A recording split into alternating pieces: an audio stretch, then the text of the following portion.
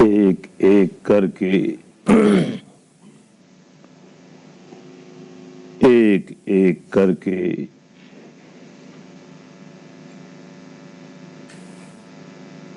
शिविर के 10 दिन पूरे हुए।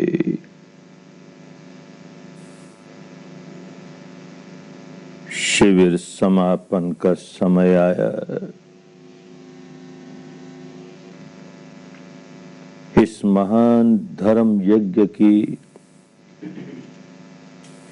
पूर्णाहुति का समय आया।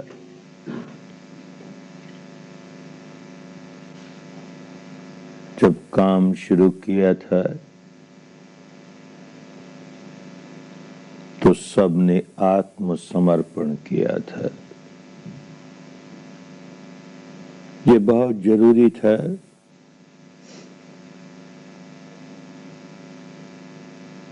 बिना आत्मसमर्पण किए इस विद्या को अच्छी तरह आजमा के नहीं देख पाते, इसके साथ पूरा पूरा न्याय नहीं कर पाते। इसलिए आत्मसमर्पण आवश्यक था।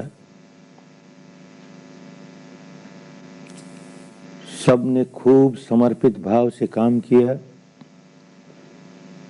10 दिन तक भारत की इस पुरानी विद्या को स्वयं आजमा के देख लिया। 10 दिन पूरे हुए। आत्मसमर्पण 10 ही दिन का था। अब हर व्यक्ति आजाद है, स्वतंत्र है, स्वाधीन है। धर्म जब शुद्ध होता है तो वो हमें स्वाधीन बनाता है, पराधीन नहीं।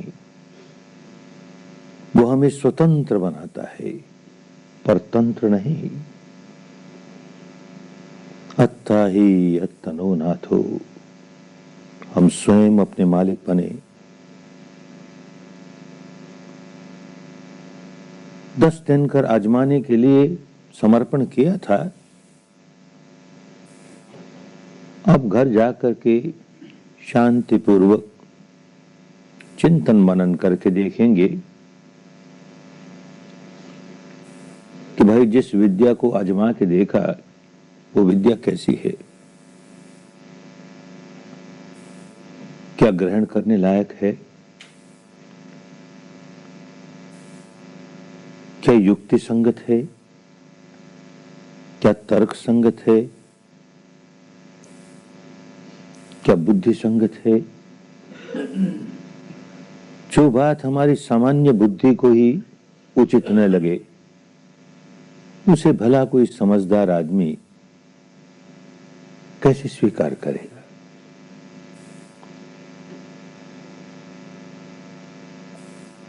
तो इस कसौटी पर कस कर देखे। बुद्धि संगत है ना, तर्क संगत है ना। कहीं अंधविश्वास के साथ तो हमें मानने को नहीं कहा जा रहा। ऐसा है तो ही समझदार आदमी उसे स्वीकार करे। लेकिन केवल यही एक कसौटी नहीं होती, एक और भी कसौटी होती है। केवल बुद्धि के तर्क के सहारे हम किसी बात को स्वीकार कर लें तो बुद्धि की अपनी सीमा है, तर्कों की अपनी सीमा है। आज बुद्धि के बल पर, तर्कों के बल पर कोई बात बड़ी संगत लगती है, कल हो सकता है वही असंगत लगने लगे। तो केवल एक कसौटी पर नहीं, एक और कसौटी पर कसे कि जो सीखा है उसे अगर मैं धारण करूं तो क्या सचमुच इसमें मेरा कल्याण समाया हुआ है? क्या सचमुच इसमें मेरा मंगल समाया है? बात कितनी ही तर्क संगत हो पर उससे हमें कोई लाभ नहीं होता, हमारा मंगल नहीं होता, तो हमारे किस काम की? तो इस दूसरी कसौटी पर भी कसकर देखना होगा। और यही नहीं, एक और कसौटी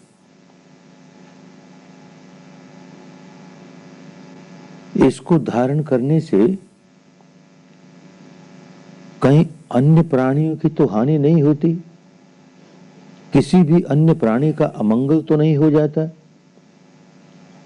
इन तीनों कसौटियों में कस करके देख लिया कि जो बात सीखी है वो युक्ति संगत, बुद्धि संगत, तर्क संगत भी है और इसे धारण करने में मेरा कल्याण भी है, औरों का कल्याण भी है, तब तो समझदार आदमी धारण करेगा ही, स्वीकार करेगा ही, खूब स्वीकार करेगा। और सचमुच समझदार होगा तो केवल बुद्धि के स्तर पर स्वीकार करके नहीं रह जाएगा, केवल श्रद्धा के स्तर पर स्वीकार करके नहीं रह जाएगा, वास्तविकता के स्तर पर स्वीकार करेगा। वास्तविकता के स्तर पर स्वीकार करे तो ही धर्म धर्म होता है, तो ही कह सकते हैं कि धर्म धारण किया, और तो ही उसका कल्याणकारी लाभ होता है। केवल सैद्धांतिक स्तर पर स्वीकार कर लें और उसे धारण नहीं करें तो लाभ नहीं मिलेगा। धर्म का ये जो व्यवहारिक पक्ष है, प्रैक्टिकल एस्पेक्ट है, यही मंगलदायी है, लाभ इसी से होता है। यहां 10 दिन रह करके यही सीखा, केवल धर्म का सैद्धांतिक पक्ष ही सीखना होता तो 10 दिनों तक इस धर्म के कारावास में आकर के बंदी बनने की जरूरत नहीं थी। कहीं भी बाहर प्रवचन हो सकते थे, सुन लेते, बात समझ लेते बुद्धि के स्तर पर, कोई पुस्तक पढ़ लेते, कोई शास्त्र पढ़ लेते और समझ लेते बात को। यहां किस लिए आए? 10 दिनों तक धर्म के व्यवहारिक पक्ष को सीखने के लिए आए, इसके प्रैक्टिकल एस्पेक्ट को कैसे प्रैक्टिस किया जाए, कैसे शील का पालन किया जाए। सचमुच शील का पालन करना है, कोई उपदेश की बात नहीं। 10 दिन किया ना, सचमुच मन को वश में करना है, कोई उपदेश की बात नहीं। उपदेश तो बहुत सुनते थे, अपने मन के मालिक बनो, मन के गुलाम मत बनो, मन के गुलाम रहोगे तो बहुत दुखी रहोगे, मालिक बन जाओगे तो दुख से छुटकारा हो जाएगा। तो उपदेशों की बात थी, अच्छी बात थी, पर कैसे मालिक बने ये तो कभी सीखा भी नहीं। तो एक मौका मिला कि कैसे अपने मन के मालिक बने। 10 ही दिन में मालिक बनने लगे ना। या तो वो हमें नचाया करता था, अब हम उसे नचाते हैं। यहां जा तो यहां जा, अब सिर पे जा, अब कंधे पे जा, अब हाथ पे जा, अब पांव पे जा, जहां जहां उसे कहीं वहां उसे जाना पड़े। तो हमारा गुलाम होने लगा ना, होने लगा, जरा जरा सा होने लगा, पर बात पलटी। या तो हम गुलाम थे, वो गुलाम होने लगा। तो ये प्रैक्टिस की तब हुआ ना। और भी उपदेश तो बहुत सुनते थे, मन को निर्मल करो, मन को निर्मल रखो, वीतराग बनो, वीत द्वेष बनो, वीत मोह बनो, अनासक्त बनो। उपदेश तो सुनते ही थे। कैसे बने तो किसी ने सिखाया नहीं। कैसे बने इसका हमने स्वयं भी कभी अभ्यास किया नहीं।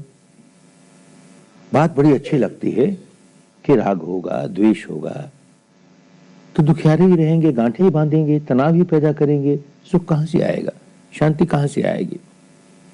आसक्त रहेंगे तो तनाव ही रहेगा, गांठे ही बांधेंगे, शांति कहां से आएगी, सुख कहां से आएगा। बात तो बड़ी ठीक है, धर्म की बात तो यही होती है। लेकिन कैसे बने अनासक्त, कैसे राग का बंधन तोड़ें, राग का स्वभाव तोड़ें, कैसे द्वेष का स्वभाव तोड़ें, और वो भी केवल ऊपरी ऊपरी मानस तक नहीं, अंतर मन की गहराइयों तक, जहां उसका स्वभाव हो गया है।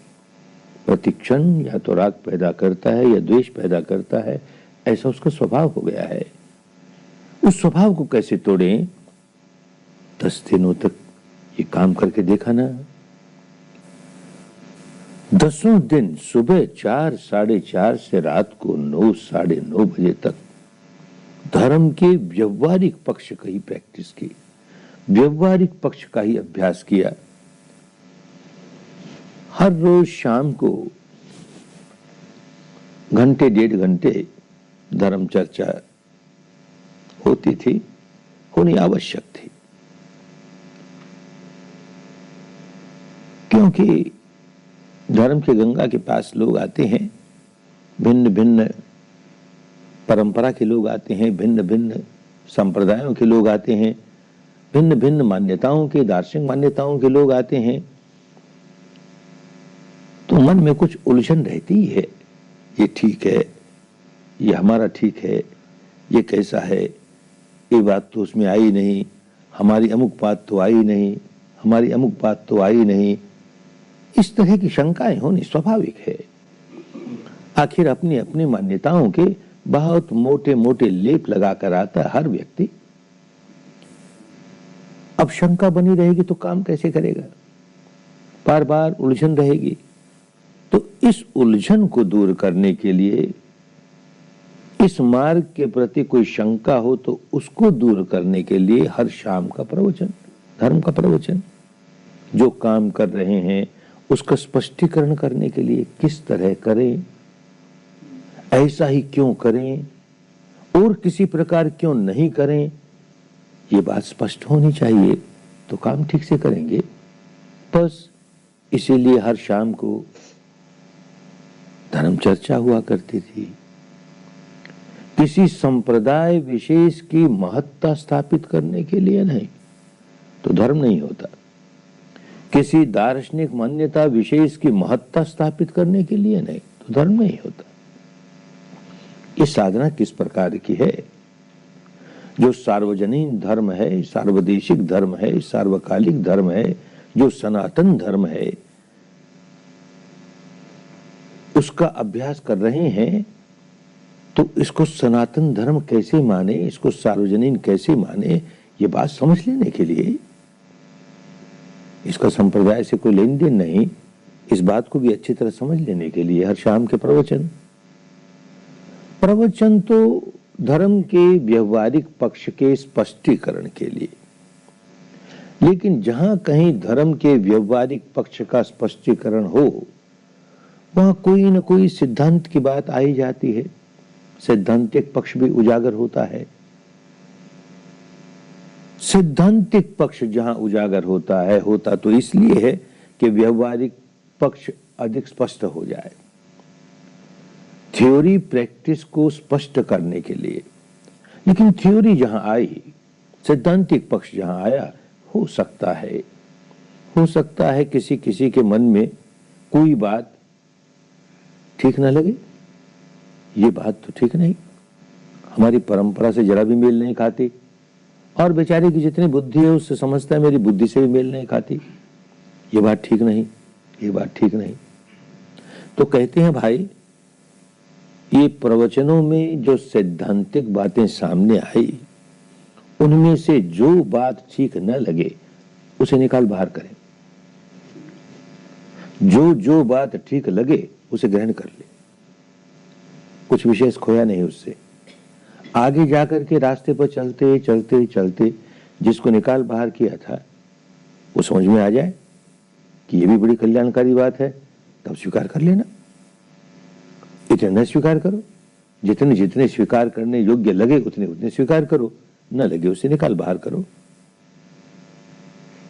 लेकिन जो व्यवहारिक पक्ष है उसमें बाहर निकालने के लिए कुछ नहीं। क्या निकालोगे? क्या है व्यवहारिक पक्ष? शील सदाचार का जीवन जीना है। आप किसी परंपरा का व्यक्ति हो, किसी संप्रदाय का हो, किसी दार्शनिक मान्यता को मानने वाला हो, इसमें क्या विरोध करेगा?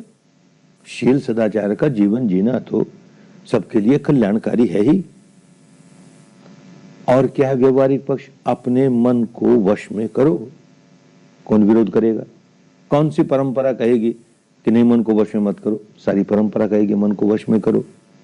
और मन को वश में करने का जो साधन लिया वो भी सांस का लिया, किसी संप्रदाय का नहीं लिया, सार्वजनीन साधन है, सांस के सहारे सारे, सांस तो सबका एक सा, उसी के सहारे सारे सारे मन को एकाग्र करना सीखा, क्या विरोध करेगा कोई? और अपनी प्रज्ञा जगा करके अंतर मन की गहराइयों तक विकार निकालने का काम, ये व्यवहारिक पक्ष का एक अंग, कोई क्या विरोध करेगा? मन के विकार निकालना, इसे कौन बुरा कहेगा? अंतर मन की गहराइयों से विकार निकाल देना कौन बुरा कहेगा? और वो भी ऐसे आलंबन से जो सार्वजनीन है। शरीर पर संवेदना तो सबको होती है, बस उसी संवेदना के सारे सारे सारे मन के विकारों को निकालने का काम किया। तो ये शील, ये समाधि, ये प्रज्ञा, यही धर्म का व्यवहारिक पक्ष है, प्रैक्टिकल एस्पेक्ट है। इसमें कुछ नहीं छोड़ना, इसमें छोड़ेंगे तो लाभ से वंचित रह जाएंगे। लेकिन जो सैद्धांतिक पक्ष है उसमें कोई बात छोड़ दी, आगे जाके स्वीकार कर लेंगे। वैसे कहने वाले ने तो बड़े प्यार से सैद्धांतिक पक्ष की बात भी बड़े प्यार से कही कि अरे इसे समझ लेगा तो बड़ा कल्याण हो जाएगा, बड़ा मंगल हो जाएगा। ये जो व्यवहारिक पक्ष है इसमें आगे बढ़ने में बहुत बड़ा उत्साह जागेगा, प्रेरणा जागेगी, इसी भाव से कहा। लेकिन कोई बात न ठीक लगे तो क्या करे? निकाल बाहर करे। जैसे कोई माँ बड़े प्यार से अपने बच्चे के लिए खीर बनाए और उसे खीर परोसे,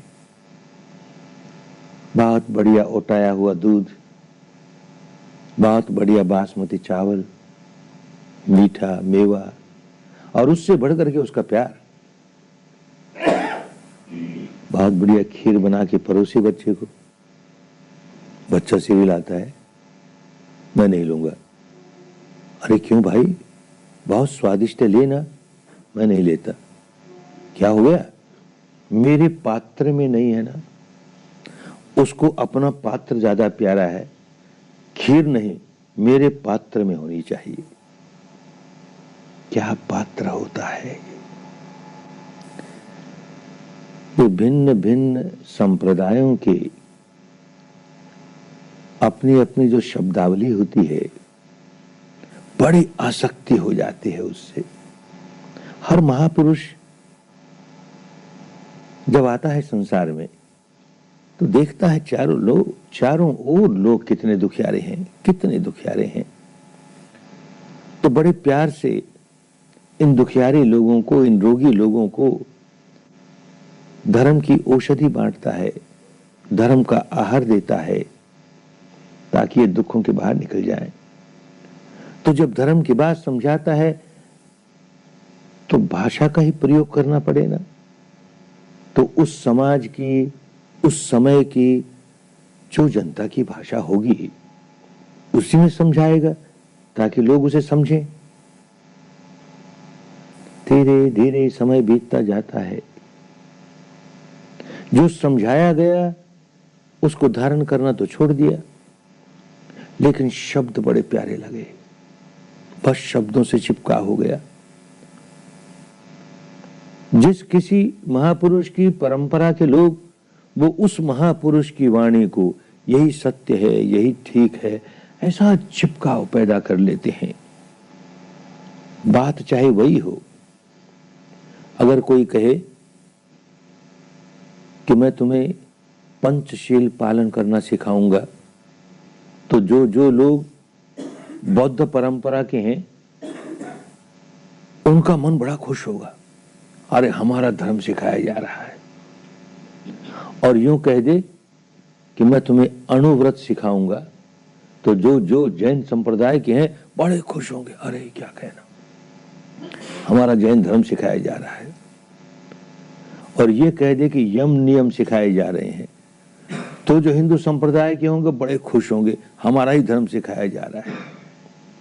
कोई कह दे 10 कमांडमेंट सिखा रहे हैं, तो जो क्रिश्चियन परंपरा के होंगे, उस संप्रदाय के होंगे, कहें कि हमारा ही धर्म सिखाया जा रहा है।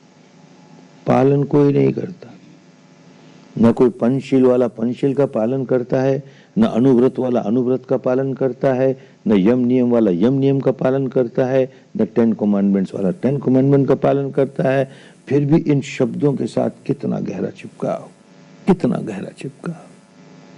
तो ये पात्र, मेरे पात्र में खीर हो तो खाऊं। बेचारी माँ क्या करे, उसे तो बच्चे को खीर खिलानी है ना, क्या करे। अच्छा तेरे पात्र में खा ले, तेरी शब्दावली इस्तेमाल करता हूं, तो खा तो सही इस धर्म की खीर को। तेरे पात्र में दे दिया, फिर बच्चा सिर हिलाता है, नहीं मैं नहीं खाता। अरे अब तो तेरा पात्र, तेरी शब्दावली, अब तो खा। नहीं, क्या हो गया, इसमें काला काला कंकर पड़ा है। मां कहती है काला कंकर नहीं है रे, ये इलायची दाना है, इसका अपना स्वाद है, तू खा तो सही। मैं नहीं खाता, ये तो काला कंकर है, ये तो काला कंकर है। बेचारी मां क्या करे, यही तो कहेगी ना, अच्छा जिसे काला कंकर समझता उसे निकाल बाहर कर, बाकी तो खा। जिस दिन समझ में आ जाएगा कि इसका भी अपना स्वाद है, उस दिन खा लेना उसे। अब उसे निकाल, बाकी तो खा। बावला बच्चा हो सारी खीर फेंक दे, इसमें काला कंकर था, इसमें काला कंकर था, अपनी ही हानि करे ना। ऐसे ही धर्म के क्षेत्र में आए हो, शुद्ध धर्म के क्षेत्र में आए हो, जहां सिद्धांतों की बात सुनी, वहां कोई बात काले कंकर जैसी लगे तो उसे निकालो, बाकी तो खाओ। ये बात सैद्धांतिक पक्ष की। व्यवहारिक पक्ष में तो निकालने को कुछ है ही नहीं। शील है, समाधि है, प्रज्ञा है, शील है, समाधि है, प्रज्ञा है, धर्म बड़ा परिपूर्ण होता है।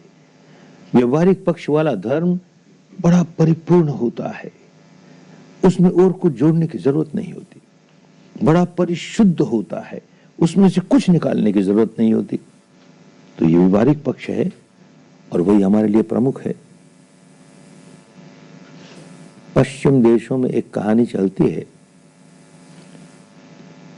कोई एक युवा प्रोफेसर, बहुत पढ़ा लिखा, अपने नाम के पीछे वर्णमाला के बहुत से अक्षर लगाए हुए एक जहाज में यात्रा कर रहा है। जीवन का अनुभव नहीं है अभी, पढ़ा लिखा बहुत। उसी जहाज में अनेक नाविक लोग, उनमें से एक नाविक, एक खलासी, बूढ़ा खलासी, बिल्कुल अनपढ़, वो कभी कभी प्रोफेसर साहब के केबिन में चला जाए और उनकी बातें सुने। अरे इतना विद्वान, इतना पंडित, अवाक रह के सुनता रह जाए। एक दिन बहुत सी बातें सुन के जाने लगा, तो प्रोफेसर ने पूछ लिया, अरे बूढ़े तूने जियोलॉजी पढ़ी है? वो क्या होती है महाराज? हमने तो नाम ही नहीं सुना। अरे इस धरती का एक शास्त्र होता है, तूने पढ़ा है वो? महाराज मेरे लिए तो काला अक्षर भैंस बराबर, न कोई स्कूल गया, न कोई कॉलेज गया, न लिखना आए न पढ़ना आए, मैं क्या पढ़ता। अरे बूढ़े तूने अपनी 1/4 जिंदगी बर्बाद कर दी। बूढ़ा बड़ा दुखी, बड़ा उदास, इतना बड़ा विद्वान कहता है तो सचमुच मैंने अपनी 1/4 जिंदगी बर्बाद कर दी। दूसरे दिन फिर बहुत से पांडित्यपूर्ण बातें होने के बाद फिर प्रोफेसर साहब ने पूछ लिया, अरे बूढ़े तूने ओशनोलॉजी पढ़ी है? वो क्या होती है महाराज? अरे इस समुद्र का भी एक शास्त्र होता है, पढ़ा तूने? कहा ना महाराज कुछ नहीं पढ़ा। अरे मूर्ख कहीं के, तूने अपनी आधी जिंदगी चौपट कर दी। बड़ा उदास, आधी जिंदगी चौपट कर दी हमने। तीसरे दिन फिर पूछ लिया, अरे बूढ़े तूने मटीरियोलॉजी पढ़ी है? वो क्या होती है महाराज? ये तो बड़ा अजीब सा नाम है। अरे इस ऋतु का, हवा का, पानी का, मौसम का, इसका भी एक शास्त्र होता है, पढ़ा? कहा ना महाराज कुछ नहीं पढ़ा। अरे बूढ़े तूने अपनी 3/4 जिंदगी बर्बाद कर दी। जिस धरती पर रहता है उसका शास्त्र नहीं पढ़ा, जिस समुद्र में रोज यात्रा करता है उसका शास्त्र नहीं पढ़ा, जिस हवा, पानी, मौसम, ऋतु से रोज तेरा वास्ता पड़ता है उसका भी शास्त्र नहीं पढ़ा। बड़ा निकम्मा आदमी, 3/4 जिंदगी बर्बाद कर दी। बूढ़ा बड़ा उदास, 3/4 जिंदगी हमने बर्बाद कर दी। दूसरे दिन बूढ़े की बारी आई, भागा भागा आया, प्रोफेसर साहब आपने स्विमोलॉजी पढ़ी? वो क्या होता है? आपने तैरना सीखा कि नहीं? नहीं भाई, मैंने तो तैरना नहीं सीखा। तो प्रोफेसर साहब, आपने अपनी सारी जिंदगी बर्बाद कर दी। इस जहाज को टक्कर लग गई है और ये डूबने ही वाला है। वो सामने तट दिखाई देता है, किनारा दिखाई देता है। जिनको जिनको तैरना आता है वो तो पहुंच जाएंगे, जिनको नहीं तैरना आता वो तो डूब के मरेंगे ही। महाराज, आपने तो अपनी सारी जिंदगी खराब कर दी। अरे दुनिया भर की लॉजी पढ़ लेंगे और स्विमोलॉजी नहीं पढ़ेंगे तो ये सारी लॉजियां क्या काम आई रे? तरना है ना, भव सागर को पार करके तैरना है ना, दुख सागर को पार करके तैरना है ना। और तैरना जाने नहीं, तैरने का भी शास्त्र ही पढ़े, पाँव नहीं रखें पानी में।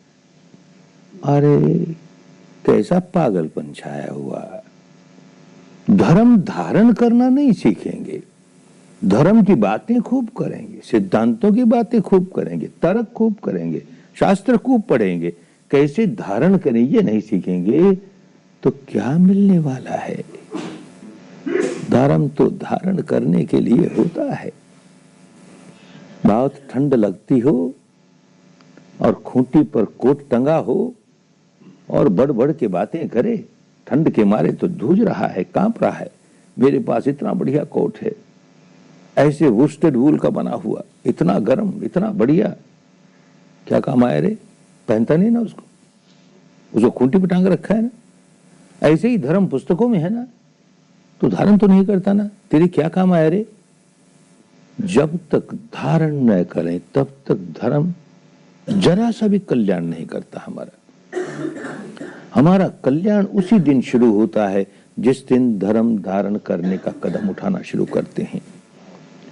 यहां 10 दिन रहकर यही किया, बुद्धि विलास के लिए नहीं आए, वाणी विलास के लिए नहीं आए, किसी सिद्धांत को ऊंचा सिद्ध करने के लिए नहीं आए, किसी सिद्धांत को नीचा सिद्ध करने के लिए नहीं आए, धारण करने आए। 10 दिन में कितना काम करते? बहुत थोड़ा समय होता है। एक नन्हा सा कदम उठा, जो कुछ किया 10 दिन में उसका अवमूल्यन नहीं कर रहा, डिवैल्यूएशन नहीं कर रहा।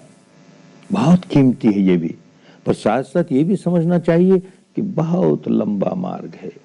अभी तो पहला कदम उठाया है, बहुत लंबा मार्ग है। पर भाई ये पहला कदम ही कितना कीमती है रे।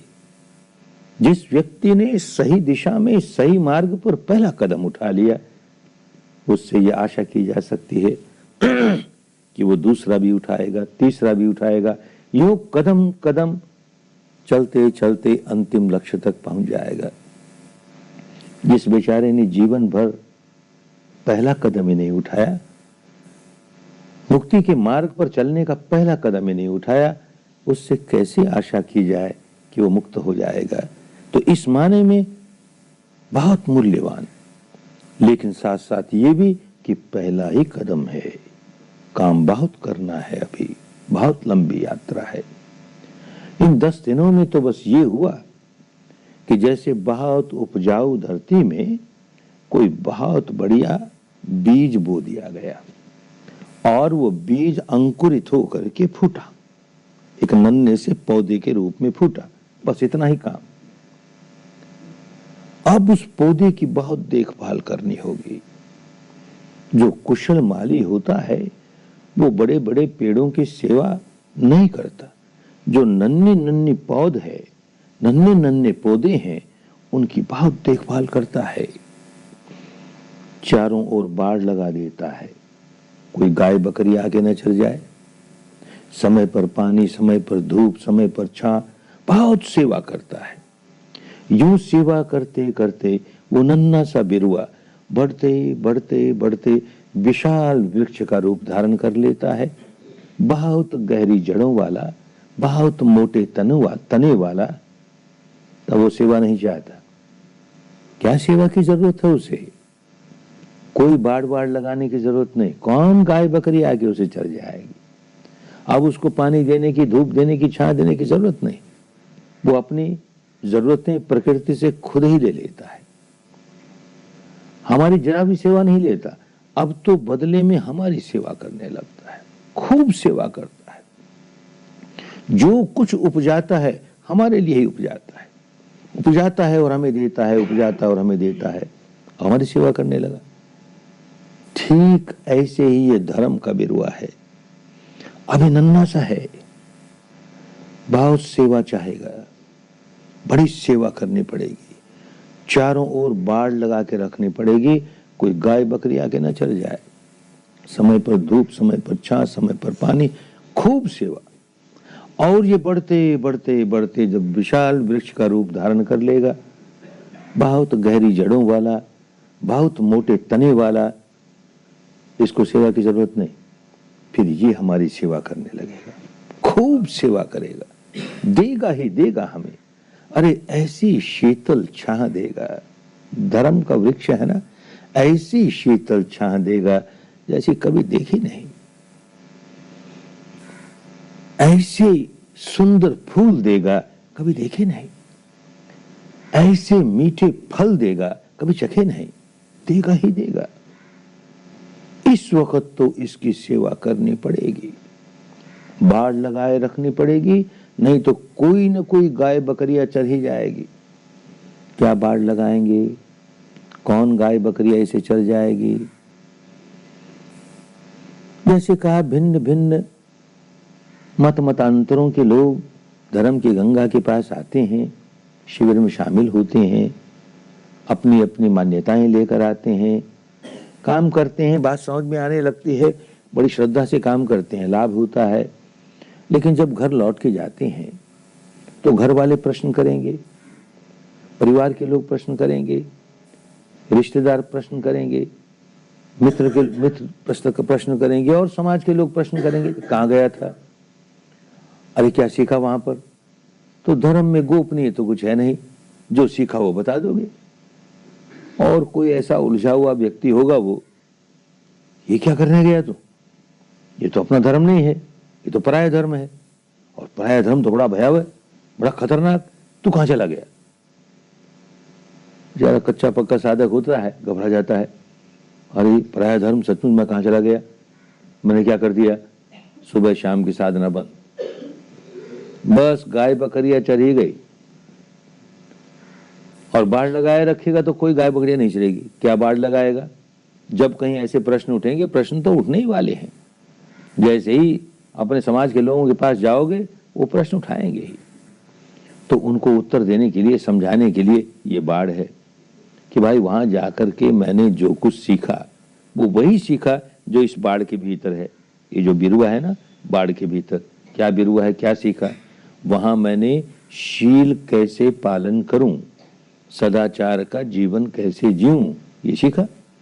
बताओ इसमें क्या खोट है, इसमें क्या बुराई है, क्या जवाब देगा, क्या खोट बताएगा। और इस बाढ़ के भीतर जो बिरुआ है, उसका दूसरा पक्ष, दूसरा कदम कि मन को वश में करने सीखा, और वो भी सांस के सहारे, किसी संप्रदाय में बंद कर नहीं।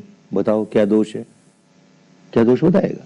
और तीसरी बात कि यहां अपनी प्रज्ञा जगानी सीखी, और प्रज्ञा जगा करके केवल ऊपर ऊपर के विकार नहीं, अंतर मन की गहराइयों के विकार निकालने सीखे। और सो भी शरीर की संवेदनाओं के आधार पर, जो सबकी एक जैसी होती है, जैसे सांस सबका होता है वैसे शरीर की संवेदना सबकी होती है, उसके सहारे मैंने विकार निकालना सीखा। क्या दोष है, क्या दोष बताएगा।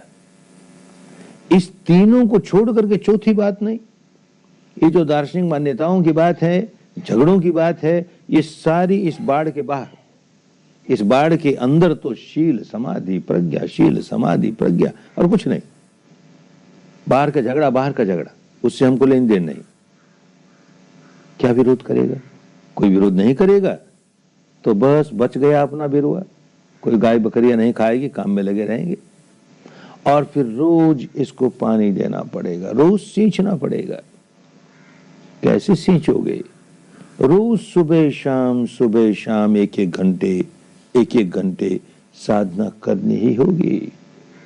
ये छूट जाएगा तो सींचना बंद हो जाएगा, तो ये बिरवा मुरझा जाएगा, सूख जाएगा, बढ़ेगा नहीं, फल कैसे देगा। सुबह शाम एक एक घंटे अनिवार्य बात है। कोई साधक कहता है, अरे बाबा ये क्या नमाज गले में पड़ गई, रोज के 2 घंटे कहां से लाए हम। इतने काम वाला व्यक्ति सुबह 1 घंटा शाम 1 घंटा कहां से, 24 घंटे में से 2 घंटे दे दे इसको, हमसे नहीं होगा। एक बार मन को दृढ़ कर ले, जैसे यहां पर अधिष्ठान शुरू किया, मन को दृढ़ किया, 1 घंटे बिना पांव खोले, बिना हाथ खोले, बिना आंख खोले बैठूंगा ही, और कितनी पीड़ा हुई, बैठना मुश्किल हो गया, फिर भी हिम्मत करके बैठे रहा, तो 2 4 5 दिन होते होते आसान हो गया बैठना। ऐसे ही अधिष्ठान करे कि मेरी चाहे जितनी हानि हो, मैं सुबह शाम एक एक घंटे बैठूंगा ही, और 1 साल तक बैठूंगा। 1 साल का अधिष्ठान करे। जो लोग साधना छोड़ देते हैं, खूब समझते हैं लाभ है इससे, बड़ा अच्छा है, छोड़ देते हैं। जो छोड़ देते हैं वो सारे के सारे पहले साल भर में छोड़ देते हैं। जिस व्यक्ति ने साल भर निभा लिया वो जीवन भर निभाएगा, फिर नहीं छूटती। और साल भर जो निभा रहा है उसी में ये बात समझ में आने लगेगी कि जो मैं सुबह शाम एक एक घंटा दे रहा हूं, अपना समय बर्बाद नहीं कर रहा, अपने समय का सदुपयोग कर रहा हूं। जो व्यक्ति जिस किसी जिम्मेदारी में है, जिस तरह काम में, धंधे में जो जिम्मेदारी उस व्यक्ति की है, देखिएगा ये साधना बड़ी काम आने लगी। 2 घंटा खराब कहां हो रहे हैं। एक बात तो बड़ी जल्दी यही समझ में आने लगेगी कि रोज 8 घंटे सोने वाला व्यक्ति सुबह शाम घंटे घंटे विपश्यना करे तो अब 7 घंटे में उसकी नींद पूरी हो जाएगी। 8 घंटे सोने की जरूरत नहीं। जो रोज 7 घंटे सोने वाला 6 घंटे में नींद पूरी हो जाएगी। 6 घंटे सोने वाला 5 घंटे में नींद पूरी हो जाएगी। घंटा भर तो नींद से ही निकल आएगा, आसानी से निकल आएगा। और जागने पर वे कहां जागते हैं, यहां आलस में पड़े रहे, वहां आलस में कितना समय खोते हैं। विपश्ची साधक एक एक क्षण की कीमत जान गया, समय खोएगा नहीं। जागा तो लग गया काम में, अपना समय नहीं बर्बाद करेगा, कितना समय बचेगा। और फिर काम करने की ताकत इतनी बढ़ जाएगी। जो व्यक्ति जो जिम्मेदारी का काम कर रहा है, देखिएगा पहले जिस काम को 8 घंटे में पूरा करता था और थक कर चूर चूर हो जाता था, अब देखिएगा उतना ही काम 7 घंटे में पूरा हो गया, 6 घंटे में पूरा हो गया, और बड़ी ताजगी बनी हुई है, कहीं थकान नहीं है। ये सुबह शाम की बैठक का फल। क्यों ऐसा होता है? रोज सुबह शाम विपश्यना करते हैं तो कोई कर्म कांड नहीं पूरा कर रहे, अपने मन को निर्मल करने का काम कर रहे हैं। मन जब निर्मल नहीं होता है तो उलझा रहता है, भीतर जाले रहते हैं। जैसे कोई समस्या आई सामने तो निर्णय नहीं ले पाता, ये करूं कि वो करूं, ये ठीक रहेगा कि वो ठीक रहेगा, और इस तरह से हिचकता हुआ निर्णय करता है तो अक्सर गलत निर्णय करता है। अब विपश्यना से मन अधिक निर्मल होता चला जाएगा, प्रांजल होता चला जाएगा, तो जैसी कोई समस्या आएगी तुरंत उसकी गहराई में जाएगा, उसके कारण को समझेगा, तुरंत समाधान होगा, तुरंत निर्णय लेगा, और सही निर्णय लेगा तो समय बचा। काम करने की ताकत बढ़ जाती है, बहुत बढ़ जाती है। एक बहुत उज्जवल उदाहरण हमारे गुरुदेव सियाजी उबाखिन का। बहुत गरीब घर में जन्मे, माता पिता के पास इतना पैसा नहीं था कि ऊंची पढ़ाई कर सके। मैट्रिक तक की पढ़ाई की, सरकार ने वजीफा दिया, स्कॉलरशिप दिया, लेकिन फिर भी कॉलेज की पढ़ाई नहीं कर सके। जीवन यापन के लिए इधर उधर नौकरी ढूंढते ढूंढते, छोटी मोटी नौकरियां करते करते अकाउंटेंट जनरल की ऑफिस में एक क्लर्क की नौकरी मिल गई। बस यहीं से स्थिर होकर के जीवन यापन का काम शुरू किया। कुछ समय बीतने पर सुना कि नदी के उस पार एक किसान रहता है, सयात ये नाम था उसका, और वो विपश्यना सिखाता है, 10 दिन की शिविर लगाता है। जिस व्यक्ति के भीतर किसी भी जन्म का विपश्यना का बीज पड़ा हुआ होगा और वो शब्द सुन ले विपश्यना, रहा नहीं जाएगा। उसके भीतर यूं लगेगा ये तो मेरे लिए ही है, ये तो मुझे करना ही है, ये तो करना ही है। अब वो भीतर से संवेग जागा, धर्म संवेग जागा, मुझे इस 10 दिन के शिविर में जाना ही है। लेकिन जानता था बड़े अफसर जो हैं वो छुट्टी देंगे नहीं 10 दिन की, फिर भी बड़ी हिम्मत करके उनसे कहता हमको 10 दिन की छुट्टी। उन्होंने कहा नहीं, अभी बजट का समय है, अकाउंटेंट जनरल के ऑफिस में इतना काम है, नहीं छुट्टी मिलेगी। सोचता है जाना तो है ही। उन्होंने धमकी दी कि नौकरी से निकाल दिए जाओगे। अरे भले निकाल दिया जाए, हमें तो जाना ही है। चले गए और 10 ही दिन में इतना कुछ प्राप्त किया। अनेक जन्मों की पुण्य पारमी वाला व्यक्ति, उसे आगे बढ़ते हुए क्या देर लगती है। 10 ही दिन में आया, लौट करके ऑफिस गया तो इसी आशंका से गया कि नौकरी की छुट्टी होगी। अरे छुट्टी होगी क्या करें, इतना बड़ा रतन मिल गया हमें। गया तो देखता है टेबल पर एक लिफाफा पड़ा है, छुट्टी का लिफाफा है, नौकरी से बर्खास्त करने का लिफाफा है। खोलता है, अरे उसमें पढ़ता है तुम्हारा प्रमोशन हो गया, पहले जो पोस्ट था उससे ऊंचा पोस्ट हो गया, पहले जो नौकरी थी उससे ऊंची नौकरी हो गई। इसका मतलब ये नहीं कि जो शिविर में आए हैं घर जाने पर सबको प्रमोशन का लेटर मिलेगा। मिलता है लोगों को, किसी किसी को चिट्ठी लिखते हैं हमारा ये हो गया, हमारा ये हो गया, अपने अपनी पुण्य पार में, अपनी अपनी पुण्य पार में। अब इस रास्ते जो पड़ा सो पड़ा, अपनी जिम्मेदारियां सारी निभा रहा है, खूब अच्छी तरह काम करता है और इस ध्यान के मार्ग में आगे बढ़ता चला गया। ये मार्ग ही ऐसा है धर्म का कि लोक भी सुधरता है, परलोक भी सुधरता है, लोकोत्तर अवस्था तक पहुंचाता है। हर कदम कल्याणकारी, हर क्षेत्र में कल्याण ही कल्याण। ये व्यक्ति बढ़ते बढ़ते देश का पहला अकाउंटेंट जनरल बन गया। बर्मा देश आजाद हुआ तो सरकार ने सारे शासन का बर्मीकरण किया, स्वाभाविक था। शासन में जितने ऊंचे अधिकारी थे सारे के सारे या तो अंग्रेज थे या भारतीय थे। अब बर्मों का राज हुआ तो वो जरूर चाहेंगे कि सारे के सारे बर्मी ऑफिसर हों, तो और जगह तो बड़ी आसानी से मिल गए। अकाउंटेंट जनरल की ऑफिस में कहां से लाए? बर्मी बेचारे अपने स्वभाव से ही हिसाब किताब के बड़े कच्चे होते हैं, उनको रस नहीं हिसाब किताब में। तो उस ऑफिस में तो बर्मा कोई गिनती के ही दिखे, तो ये छोटे ऑफिसर उबाखिन, इनको अकाउंटेंट जनरल बनाया गया। बर्मी सरकार का, स्वतंत्र बर्मी सरकार का पहला अकाउंटेंट जनरल, इस डिपार्टमेंट का हेड। और लोग जो बर्मी थे, कोई आईसीएस था, कोई बीसीएस था, उनमें से कई ऐसे जिनको अभी हेड ऑफ द डिपार्टमेंट का स्थान नहीं मिला, ये केवल मैट्रिक पढ़ा हुआ। धर्म अपना काम करता है और जब उस स्थान पर आया, उस पोजीशन पर, तो कितना बड़ा काम करके दिखाया। अकाउंटेंट जनरल बनते ही देश के प्राइम मिनिस्टर के पास जाता है कि आपने इतनी बड़ी ऑफिस दी हमें, इस ऑफिस का एक कमरा ऑफिस के काम में नहीं किसी दूसरे काम में लूंगा। क्या दूसरे काम में लोगे? उस कमरे में अपने ऑफिस के कर्मचारियों को 10-10 दिन का शिविर लगा के विपश्यना सिखाऊंगा। और कोई प्राइम मिनिस्टर होता तो डांट पड़ती, ये प्राइम मिनिस्टर बड़ा भला, बड़ा धार्मिक व्यक्ति, अरे उबाखिन जरूर करो, ये तो अच्छी बात है, जरूर करो। और उस अकाउंटेंट जनरल की ऑफिस में, उस छोटे से कमरे में हर महीने 10-10 दिन का शिविर, 10 दिन का शिविर, 5 बैठे 10 बैठे, 5 बैठे 10 बैठे, ऑफिस के लोग बैठने लगे। 4-5 वर्ष में सारी ऑफिस का काया पलट हो गया। बहुत भ्रष्टाचार था अकाउंटेंट जनरल की ऑफिस में।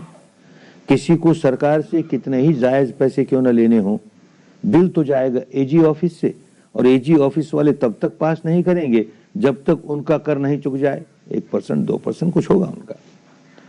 और फिर सब अकाउंट में बड़े पक्के हैं ना, अकाउंटेंट जनरल से लेके पियोन तक बांट लेंगे आपस में। अब तो अकाउंटेंट जनरल उबाखिन है, ऐसा धर्म पुरुष कैसे होने देगा?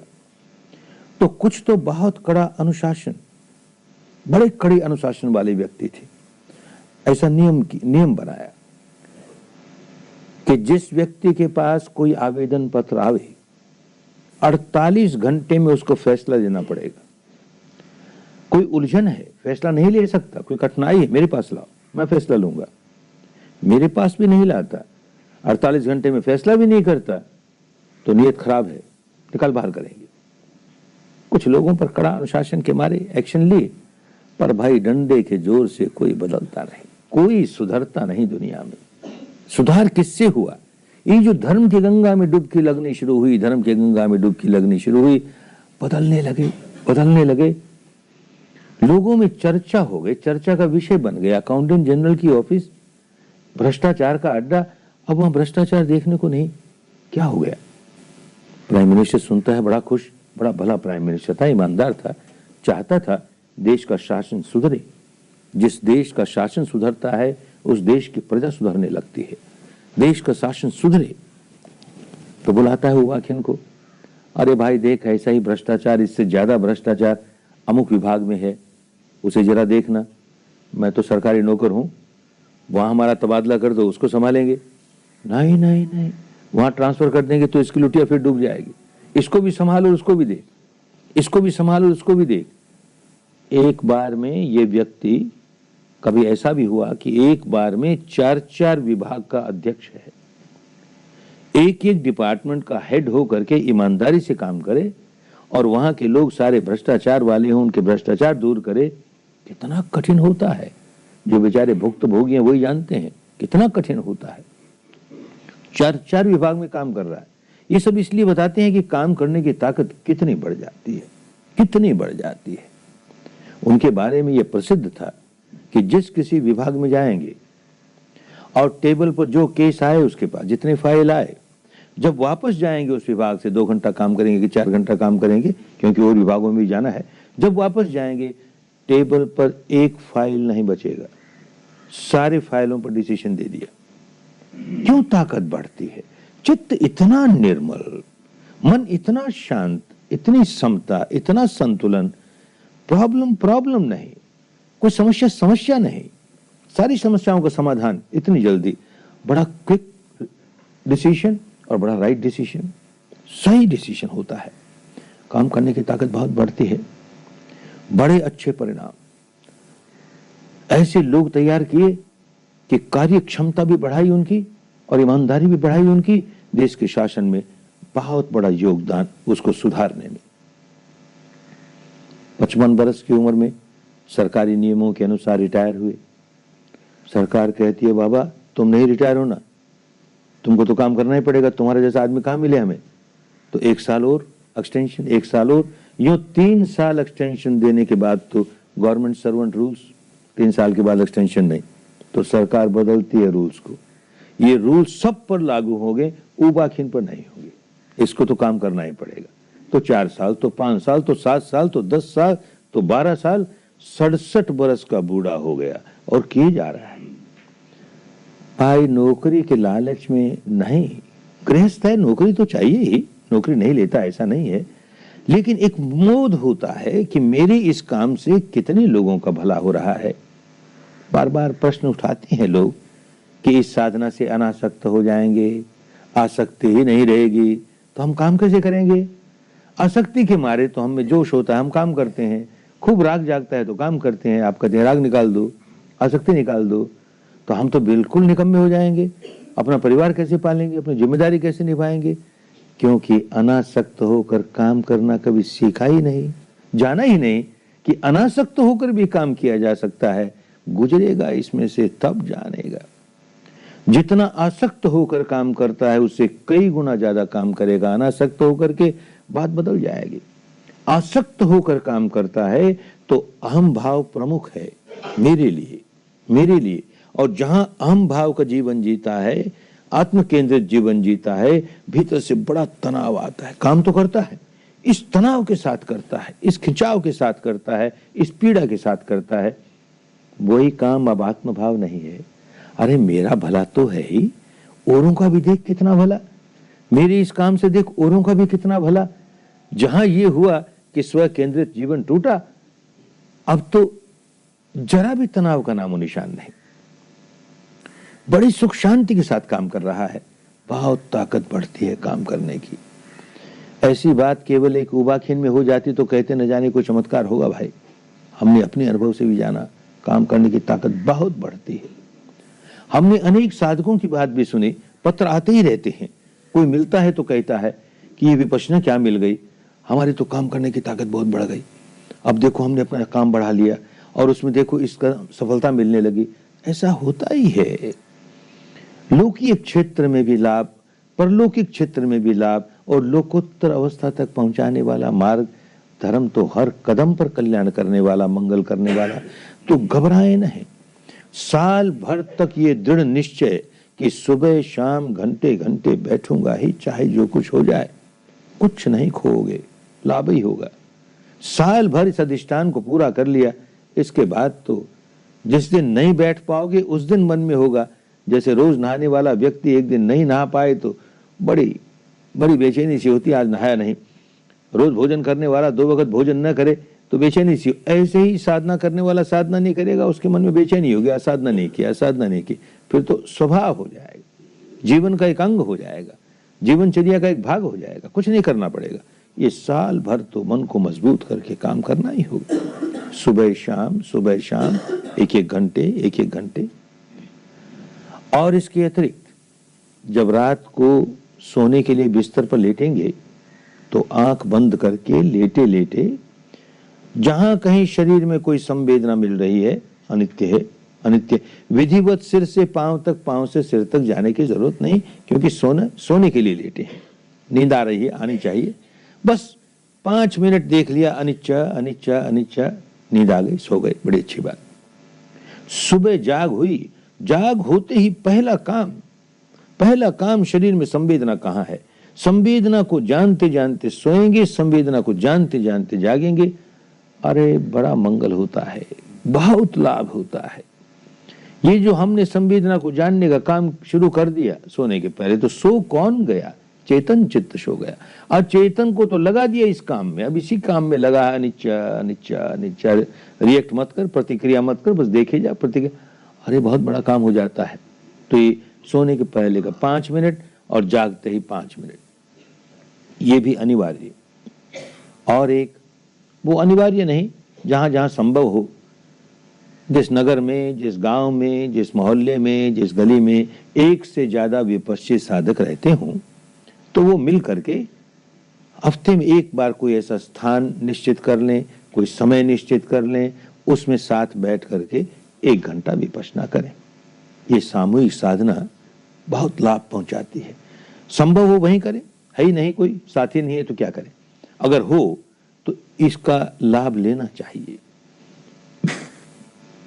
सप्ताह भर में कोई ऐसा तूफान आया जिस तूफान की वजह से मन ने समता खो दी, संतुलन खो दिया, अब विपश्यना की आनापानी नहीं होती, मन टिकता ही नहीं जरा सा।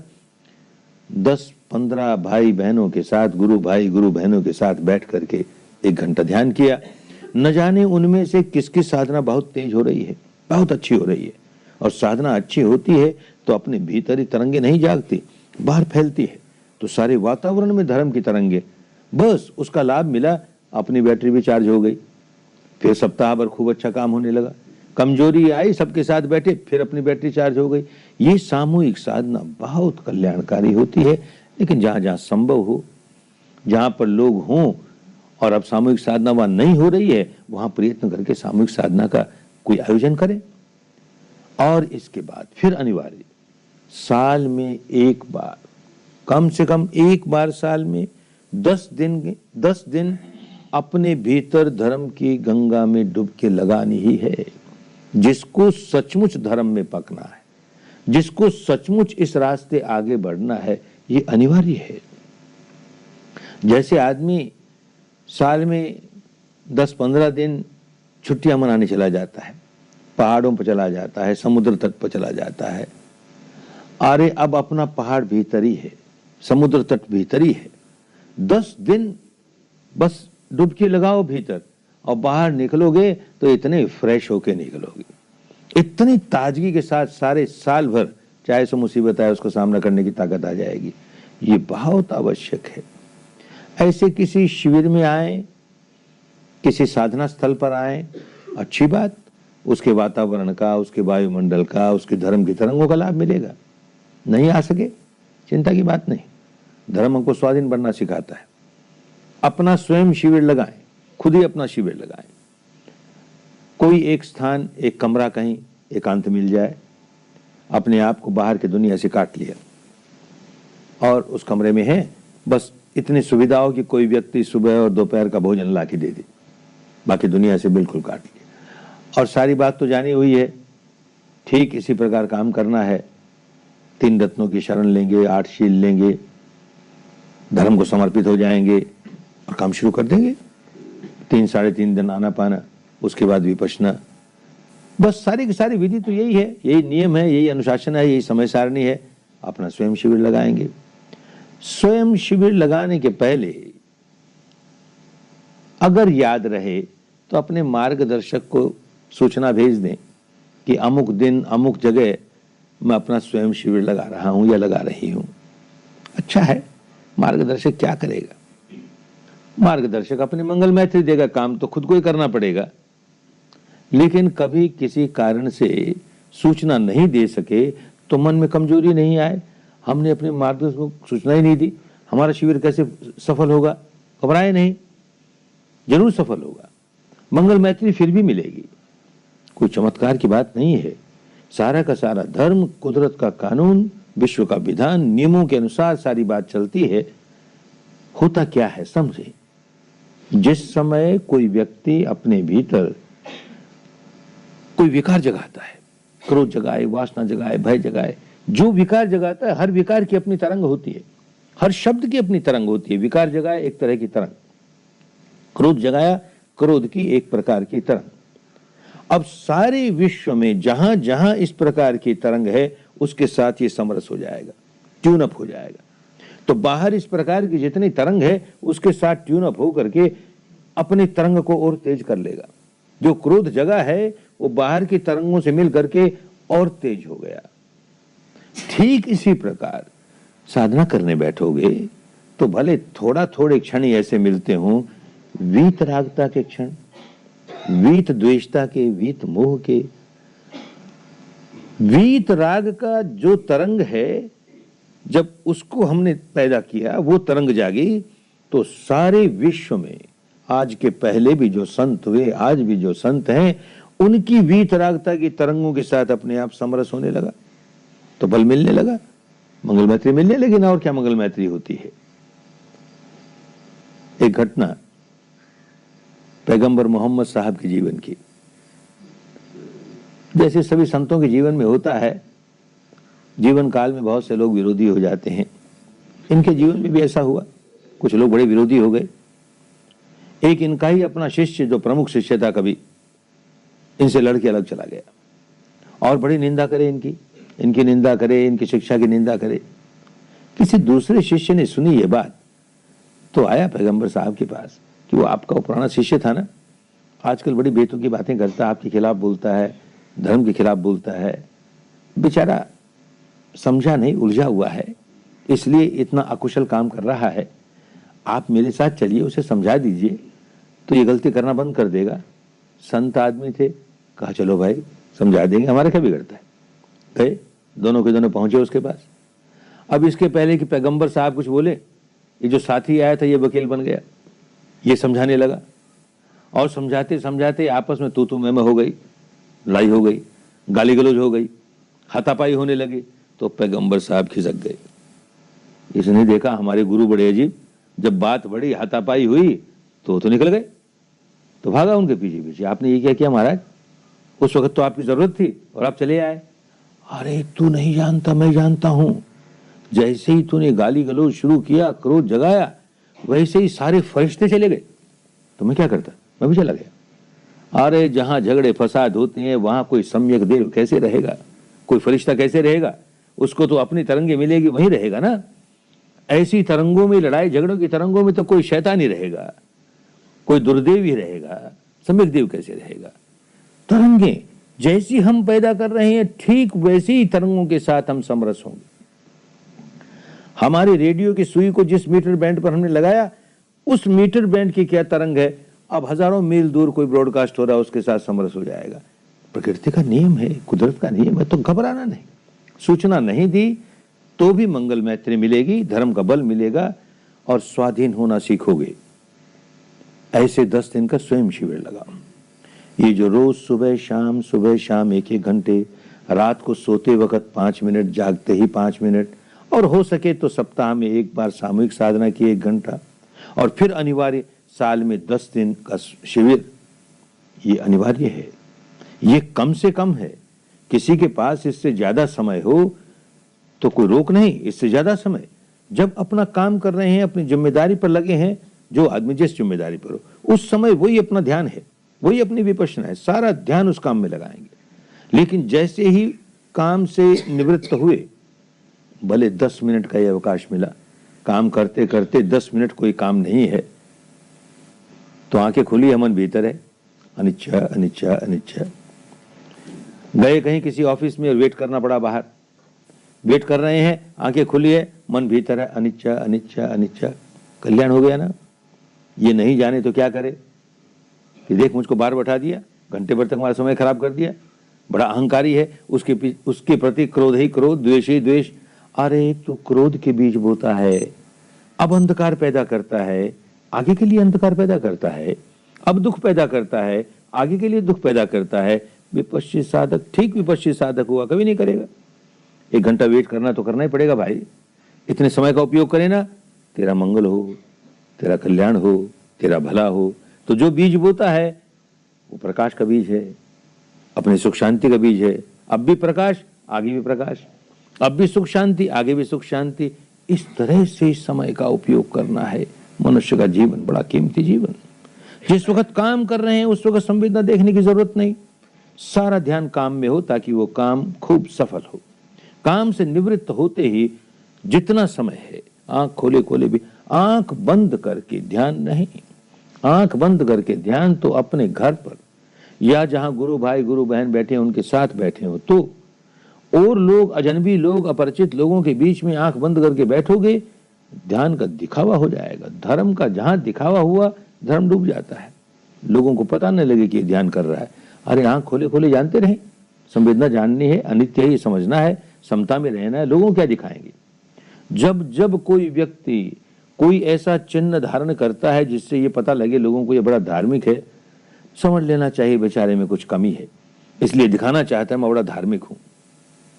अरे जो सचमुच धार्मिक है क्या दिखावा करेगा रे, उसका जीवन बोलेगा धार्मिक है, उसका सारा व्यवहार बोलेगा धार्मिक है। तो बड़ी समझदारी के साथ, कहीं दिखावा न हो जाए, जीवन में उतरे धर्म, बस यही ख्याल रहे, जीवन में उतरे धर्म। समय का खूब सदुपयोग हो। मान लो कि 10 दिन का शिविर लगा दिया और फिर 3 दिन की छुट्टी आ गई, मिल गई, वीकेंड की 2 दिन की छुट्टी मिल गई, 1 ही दिन की छुट्टी मिल गई, 1 दिन का स्वयं शिविर लगा दिया। ये जो छोटे स्वयं शिविर होंगे तो उनमें 1/3 आनापान, 2/3 विपश्यना। लेकिन जो सुबह शाम घर में ध्यान करेंगे उसमें जरूरी नहीं कि 1/3 आनापान और 2/3 विपश्यना। 1 ही घंटे का समय है विपश्यना में लगाना है। लेकिन कभी ऐसा हो कि मन बड़ा चंचल है, बड़ा सुस्त है, बड़ा प्रमादी है, काम नहीं करना चाहता, तो आनापान का प्रयोग करेंगे। 5 मिनट, 10 मिनट, 15 मिनट। कभी ऐसी अवस्था हुई घंटे भर आनापान ही करना पड़ा तो घंटे भर आनापान किया, कुछ खोया नहीं। मन को स्थिर करने के लिए आनापान का जहां जहां आवश्यकता हो वहां वहां उसका उपयोग करेंगे। जितनी जितनी देर आवश्यकता हो उतनी उतनी देर उपयोग करेंगे। बाकी तो विपश्यना ही विपश्यना। और विपश्यना करते हुए फिर ख्याल रखेंगे, ये बार बार कहता हूं, एक बार फिर कहूं कि कहीं संवेदनाओं का खेल न खेलने लगना। धारा प्रवाह आई और खुशियों से नाचने लगे, धारा प्रवाह खत्म हुई और स्थूल संवेदना आई कि उदासी में डूब गए, तो भाई और कुछ कर रहे हो, विपश्यना बिल्कुल नहीं कर रहे। जो लाभ विपश्यना से मिलने वाला है वो जरा भी नहीं मिलेगा। जो आया उसी के प्रति समता भाव, अनित्य है, जो आया अनित्य है। अरे दुखद आया है तो इसका उपयोग करेंगे कि दुखद संवेदना आती है तो ही हमारे जो द्वेष के संस्कार अनुशय में पड़े हैं, दबे हुए पड़े हैं, वो तभी उखड़ेंगे और कुछ समय नहीं उखड़ते। उसका लाभ उठा रहे हैं ना, हमारे दबे हुए संस्कारों को, देश के संस्कारों को निकालने में इसका उपयोग कर रहे हैं ना, इस दुखद संवेदना का। सुखद संवेदना आई तो उसका उपयोग करेंगे कि वो अनुशय जो राग का है और बड़ी गहराई में दबा हुआ है अनुशय है, उसको बाहर निकलने का मौका मिलेगा। जब जब सुखद संवेदना आएगी, बाहर आएगा, निकलेगा, उदीर्णा होगी, निर्जरा होगी, कल्याण हो गया ना। तो ये आए कि वो आए, अपना क्या बिगड़ा, अपना कल्याण करने के लिए आया। अपना कल्याण इसी बात में है कि समता में रहे। ये विपश्यना का गुर, ये इसका राज, ये इसका रहस्य। एक और तो शरीर की संवेदना को जाने, संवेदना ही नहीं जाने और कहे मैं बड़ी समता में हूं, तो क्या समता में? तो ऊपर ऊपर की समता, दिखावे की समता, संवेदना होनी जरूरी। संवेदना है और हम नहीं प्रतिक्रिया कर रहे, बस ये दो बात, संवेदना को जानना भी है और प्रतिक्रिया भी नहीं करनी है। और फिर दूसरी बड़ी बात कि जो सुबह शाम की बैठक है, मैकेनिकल ना हो जाए, यंत्रवत ना हो जाए। ये सजगता बनी रहे। संवेदना को क्यों जान रहा हूं? संवेदना को जान रहा हूं तो अनित्य बोध जग रहा है कि नहीं? अनित्य बोध के सहारे समता जग रही है कि नहीं? मैकेनिकल हो जाएगा, फिर कर्म कांड बन जाएगा। जब जब देखो मैकेनिकल होने लगा, यंत्रवत होने लगा, तो सिर से पांव तक, पांव से सिर तक चलते थे, बदल दो, जरा यूं चलना शुरू कर दो, यूं चलना, किसी तरह से जरा परिवर्तन ले आओ, सजगता आ जाएगी। धीमे चलते थे, तेज चलने लगो, तेज चलते थे, धीमे चलने लगो। कुछ नहीं हो तो थोड़ी देर आनापान करना शुरू कर दो।